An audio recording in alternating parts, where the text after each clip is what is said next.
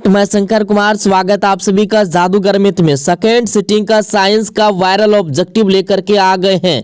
यहाँ आप देख सकते हैं क्वेश्चन बुकलेट सेट कोड जो है यहाँ पे ए वाला है और ये पेपर मेरे डियर साथियों वायरल हो चुका है। विषय कोड यहाँ पे मिला सकते हैं। सेकेंड सिटिंग वाले सब ध्यान दीजिए, सेकेंड सिटिंग का ये वायरल ऑब्जेक्टिव लेकर के आ गए हैं जो सीधे आज आपको परीक्षा में रहेगा मेरे डियर साथियों। इस ऑब्जेक्टिव को रट लेना, अगर इस ऑब्जेक्टिव को नहीं रटेंगे तो बाद में आपको पछताना पड़ेगा। ये ऑब्जेक्टिव 100% आपको लड़ेगा मेरे डियर साथियों। आपको वही ऑब्जेक्टिव देना जो आपको सीधे परीक्षा में पूछा जा रहा है। इस ऑब्जेक्टिव को कंप्लीट कर लीजिए। साइंस का यहाँ आप देख सकते हैं सेकंड सिटिंग वाले सब ध्यान दीजिए, सेकंड सिटिंग वाले सब के लिए ये वायरल ऑब्जेक्टिव है। फटाफट इस ऑब्जेक्टिव को कंप्लीट कर लीजिए।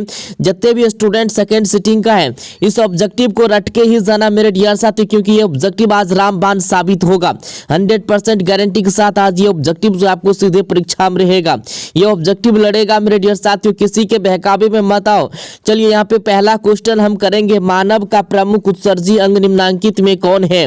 तो ये हो जाएगा वृक्क। क्या हो जाएगा ऑप्शन? बिल्कुल जो है बी राइट ऑप्शन हो जाएगा। इसके बाद यहाँ पे है क्वेश्चन नंबर 2 में, निम्न में से कौन पिट्यूटरी ग्रंथि से स्रावित होने वाला हार्मोन है? स्रावित होने वाला हार्मोन तो विरोधी हार्मोन हो जाएगा, ऑप्शन सी आंसर हो जाएगा। इसके बाद यहाँ पे फटाफट एकदम दिमाग में घुसाते जाइए। पुष्प का नर जननांग कहलाता है तो क्या कहलाता? पुंकेसर कहलाता है, पुंकेसर। चलिए इसके बाद है द्विखंडन होता है, द्विखंडन होता है तो द्विखंडन होता है मेरे डियर साथियों अमीबा में, लिस्मनिया में, पैरामीशियम में, इनमें से सभी में ऑप्शन बिल्कुल डी राइट आंसर होगा। चलिए फटाफट जो है इस ऑब्जेक्टिव को कंप्लीट कर लीजिए। सेकेंड सिटिंग के जत्ते बच्चा है जल्दी से इसको रट लो। युग्मक होते हैं हमेशा द्विगुणित होते हैं, युग्मक हमेशा द्विगुणित होते हैं। चलिए इसके बाद है सोमेस्टोटेस्टिन जो है क्या है मेरे डियर साथियों? ये है मेरे डियर साथियों क्या है जल्दी से बताइए। तो ये वृद्धि अवरोधक हार्मोन है। क्या है? वृद्धि अवरोधक हार्मोन। चलिए इसके बाद यहाँ पे दिया गया वृक्क की संरचनात्मक एवं क्रियात्मक इकाई को कहते हैं, वृक्क की संरचनात्मक एवं क्रियात्मक इकाई को कहते हैं नेफ्रॉन कहते हैं। क्या कहते हैं? नेफ्रॉन कहते हैं। चलिए इसके बाद है मानव मस्तिष्क का सर्वाधिक विकसित भाग है, सर्वाधिक विकसित भाग जो है सेरिब्रम है। क्या है? सेरिब्रम। चलिए इसके बाद यहाँ पे जो है मूत्र की सांद्रता किस पर निर्भर करती है? मूत्र की सांद्रता किस पर निर्भर करती है? तो ये करती है मेरे डियर साथियों ADH पर, ऑप्शन बिल्कुल भी राइट उत्तर हो जाएगा। सेकेंड सिटिंग वाले सब जल्दी से इस ऑब्जेक्टिव को रट लो। रंध्र का मुख्य कार्य है, रंध्र का मुख्य कार्य गैसों का विनिमय, ऑप्शन बिल्कुल डी राइट आंसर हो जाएगा। इसके बाद यहाँ पे पक्षी तथा चमगादड़ के पंख हैं, पक्षी तथा चमगादड़ के जो पंख होते हैं समवर्ती अंग होते हैं। क्या होते हैं? समवर्ती अंग होते हैं। ये टोटल ऑब्जेक्टिव आज रहेगा मेरे डियर साथियों 100%। रक्त का लाल रंग निम्नलिखित में से किस प्रोटीन के कारण होता है? तो ये होता है हीमोग्लोबिन के कारण, ऑप्शन बिल्कुल जो है बी राइट आंसर हो जाएगा, हीमोग्लोबिन के कारण। एकदम जो इसको रट लीजिए। सेकेंड सिटिंग वाले सब जल्दी जल्दी से इसको कंप्लीट कर लीजिए। मानव में ऑटोसोम की जोड़ियां की संख्या होती है तो कितना होती है? तो 22 होती है। चलिए इसके बाद यहाँ पे दिया गया पौधों के वायवीय भागों में से जल वाष्प के रूप में निकलने की क्रिया कहलाती है तो क्या कहलाती है? वाष्पोत्सर्जन। याद रखना पौधों के वायवीय भागों से जल के वाष्प के रूप में निकलने की प्रक्रिया को वाष्पोत्सर्जन कहते हैं। चलिए इसके बाद यहाँ पे आयोडीन घोल को स्टार्च में मिलाने पर इसका रंग हो जाता है नीला। कैसा हो जाता है? नीला हो जाता है। चलिए इसके बाद यहाँ पे दो तंत्रिका कोशिका के माध्यम खाली स्थान को कहते हैं तो सिनेप्स कहते हैं। क्या कहते हैं? सिनेप्स कहते हैं। चलिए गोबर छत्ता है, गोबर छत्ता जो है मेरे ढेर साथी एक मृतोपजीवी है, मृतोपजीवी है। चलिए इसके बाद वर्तिका भाग है, वर्तिका भाग जो है मेरे ढेर साथियों ये है जयांग का भाग। क्या? जयांग का भाग के स्क्रीन पे यहाँ पे दिया गया है। दांत का कठोरतम भाग है,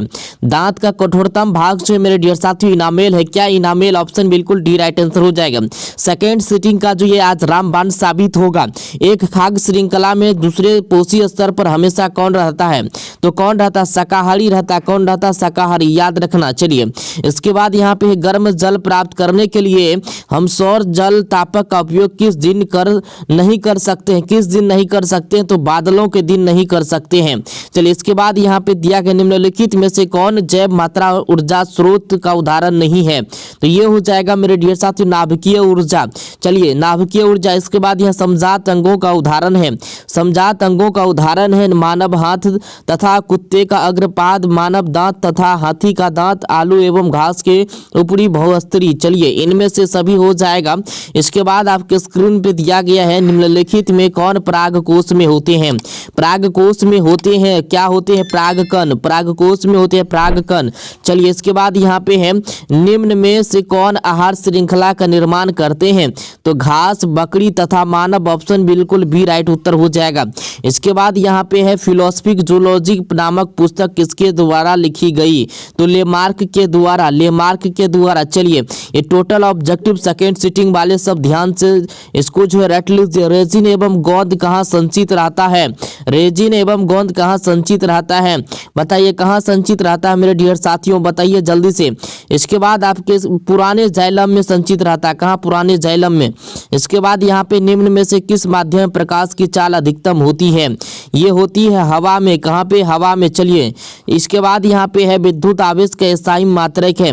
विद्युत आवेश का एसआई मात्रक कूलम क्या होता है, कूलम होता है। क्या होता है, कूलम होता है। चलिए अति भारण के समय विद्युत परिपथ में विद्युत धारा का मान होता है तो कितना होता है, तो बहुत अधिक होता है। क्या होता है, बहुत अधिक होता है। चलिए इसके बाद यहाँ पे है विभक्त वलय का उपयोग किस उपकरण में किया जाता है। किस उपकरण में किया जाता है, विद्युत मोटर में। विद्युत मोटर में। चलिए इसके बाद यहाँ पे सौर कुकर में। सौर कुकर के लिए कौन सा दर्पण सर्वाधिक उपयुक्त होता है, तो बताइए ये अवतल दर्पण उपयुक्त होता है। कौन, अवतल दर्पण। चलिए इसके बाद विद्युत विभवांतर के एसआई मात्रक। विद्युत विभवांतर के एसआई मात्रक वोल्ट। क्या होता है, वोल्ट होता है। चलिए इसके बाद यहाँ पे घरेलू विद्युत परिपथ में उदासीन तार का रंग कैसा होता है, कैसा होता है, काला होता है। कैसा होता है, काला होता है। चलिए इसके बाद यहाँ पे बैटरी से किस प्रकार की धारा प्राप्त होती है, तो ये होती है मेरे डियर साथियों, क्या होती है, परावर्तित धारा प्राप्त होती है। इनमें से दोनों हो जाएगा। चलिए इसके बाद यहाँ पे है सघन माध्यम से विरल माध्यम में प्रवेश करने पर आपतन कोण तथा अपवर्तन में क्या संबंध है, तो अपवर्तन कोण बड़ा होता है। अपवर्तन कोण बड़ा होता है। चलिए इसके बाद यहाँ पे दिया गया है समांगी माध्यम में प्रकाश का गमन करता है। समांगी माध्यम में प्रकाश गमन करता है तो वक्र रेखा पर। कहाँ पे, वक्र रेखा पर नहीं होगा, सरल रेखा पर होगा क्योंकि समांग माध्यम है ना। चलिए इसके बाद यहाँ पे दिया गया लेंस का सूत्र।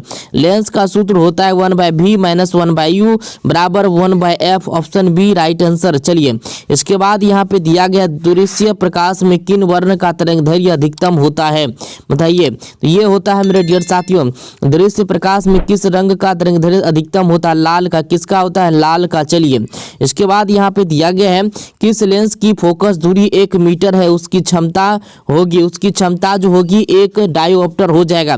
ये 40 का 40 ऑब्जेक्टिव रट लेना मेरे डियर साथियों। जितने भी फर्स्ट सेकेंड सिटिंग के विद्यार्थी हैं, सेकेंड सिटिंग वाले सब इस ऑब्जेक्टिव को रट लेना। ये ऑब्जेक्टिव आज जो है आपको लड़ेगा 100%।